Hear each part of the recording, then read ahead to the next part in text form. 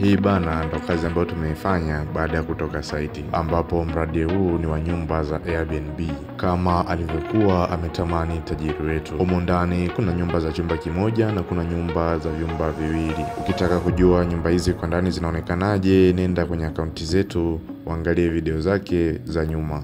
Eneo letu la hapa lina mteremko, na nyumba hizi pia kutoka kule juu kushuka chini zimeenda zikishuka. Na kama unavyojua huwa tuishii kuchora nyumba peke yake. Hapa pia tulikuja kutengeneza mandhari za eneo letu. Kwa mfano upande huu kuna swimming hapa, na hapa ni pathway tu kakwenda huku na kule. Lakini swimming pool letu hapa imefatana na kagazebo au wengine wanaita pergola kwa ajili ya kupumzika. Kiujumla katika eneo hili tumeweza kupata uniti 13. Bila kusahau kuna sehemu ya gym, sehemu ndogo. Karibu sana tukufanyie kwa ajili yako.